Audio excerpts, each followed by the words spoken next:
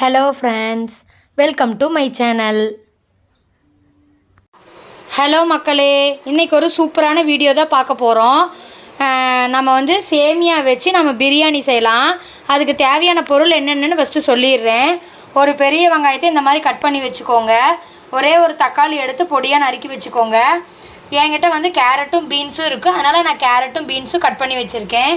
மல்லித்தலை எடுத்துக்கோங்க, கருவேப்பிலை எடுத்துக்கோங்க, பிரிஞ்சி இலை 1, பட்டை 2, கிராம்பு 2 எடுத்துக்கோங்க. புதினா இலை கொஞ்சோண்டு எடுத்துக்கோங்க. இஞ்சி பூண்டு பேஸ்ட்டு, வரமிளகாத்தூள், இதில் நான் பிரியாணி மசாலா எடுத்து வச்சுருக்கேன். தேவையான அளவு உப்பு. இதுதான் பிரியாணி சேமியாவுக்கு எல்லாம் தேவையான பொருள். வாங்க வீடியோக்குள்ளே போகலாம். 3 டம்ளர் நான் சேமியா எடுத்திருக்கேன். 1 டம்ளருக்கு 1.5 டம்ளர் தண்ணி எடுத்துக்கோங்க. ஃபஸ்ட்டு இதை ஒரு வாணலில் 3 டம்ளர் சேமியாவையும் போட்டு நம்ம இதை லைட்டாக ரோஸ்ட் பண்ணிக்கோங்க. இது ரோஸ்ட் பண்ணியாச்சு. இப்போ நாம் இதை ஒரு பிளேட்டில் இதை மாற்றிக்கலாம். அதே வாணல் வச்சுக்கோங்க. வாணலில் எண்ணெயும் நெய்யும் விட்டுருக்கேன். நம்ம பட்டை கிராம்புலாம் சொன்னோம் இல்லையா, அதெல்லாம் இதில் போட்டுக்கோங்க. பிரிஞ்சி இலை, கருவேப்பிலை 3ஐயும் போட்டு லைட்டாக ஃப்ரை பண்ணுங்க. இப்போ வெங்காயம் கட் பண்ணி வச்சுருக்கோம் இல்லையா, அதையும் இதில் போட்டுக்கோங்க.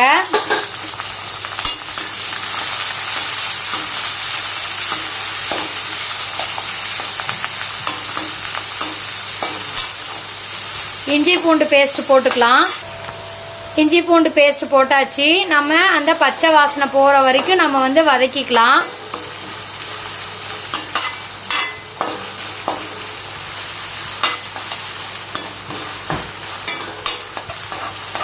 லைட்டாக வெங்காயம் வதங்கியிருக்கு, பச்சை வாசனை போயிடுச்சு. நம்ம தக்காளி கட் பண்ணி வச்சுருக்கோம் இல்லையா, அந்த ஒரு தக்காளியும் போட்டு இதுலேயே நல்லா வதக்கி விடுங்க.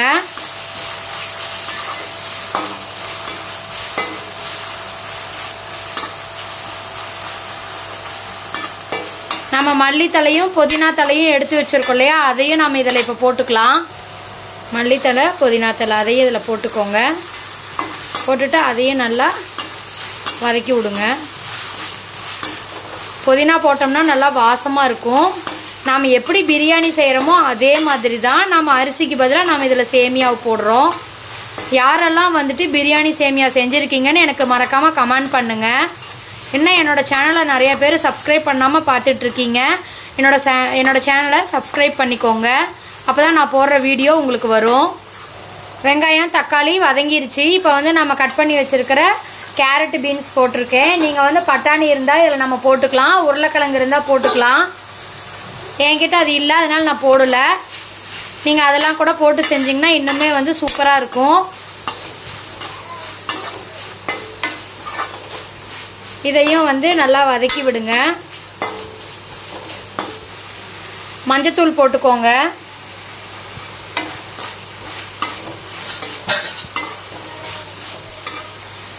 பிரியாணி மசாலா சக்தியில் வாங்கியிருக்கேன்.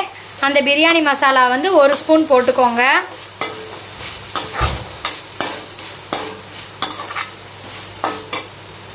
வரமிளகாத்தூள் 1/2 ஸ்பூன் போட்டுக்கோங்க. அதையே நல்லா மிக்ஸ் பண்ணி விடுங்க.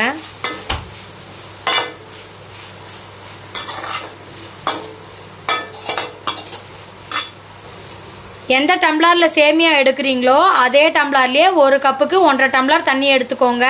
இப்போ நம்ம 3 கப்பு எடுத்துருக்கோம் இல்லையா, அப்போ நம்ம 4.5 தண்ணி எடுத்துக்கணும். அளந்து அதில் ஊற்றிக்கோங்க. தண்ணி அளந்து ஊற்றியாச்சு. இப்போ தேவையான அளவு உப்பு போட்டுக்கோங்க. போட்டு இது நல்லா நமக்கு கேரட் பீன்ஸும் வேகணும். நல்லா கொதி வரட்டும். கொதி வந்ததுக்கப்புறம் நம்ம சேமியாவை வறுத்து வச்சுருக்கோம் இல்லையா, அந்த சேமியாவை நம்ம இதில் போட்டுக்கலாம்.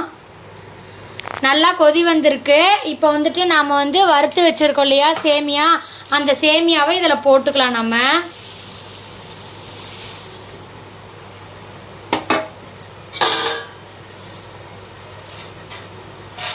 போட்டுட்டு நல்லா மிக்ஸ் பண்ணி விடுங்க. உங்களுக்கு சேமியாவும் வேகணும், நமக்கு காயும் நல்லா வேகணும். இப்போ நம்ம மூடி வச்சிடலாம். நல்லா வந்து சேமியாவும் வெந்துருச்சு. உங்களுக்கு வந்து கேரட் பீன்ஸும் நல்லா வெந்துருச்சு. இங்கே பாருங்கள், சேமியா பிரியாணி ரெடி ஆயிடுச்சு. இதுக்கு சைடிஷில் எதுவும் தேவையில்லை. தயிர் பச்சடி வேணும்னா வச்சுக்கலாம். நாங்கள் எதுவும் செய்யலை. இதே தான் நாங்கள் வந்து இப்படியே தான் சாப்பிட போகிறோம். வீடியோ பிடிச்சிருந்தா லைக் பண்ணுங்கள், ஷேர் பண்ணுங்கள், மறக்காமல் சப்ஸ்கிரைப் பண்ணுங்கள். சூப்பராக வாசடிக்குது.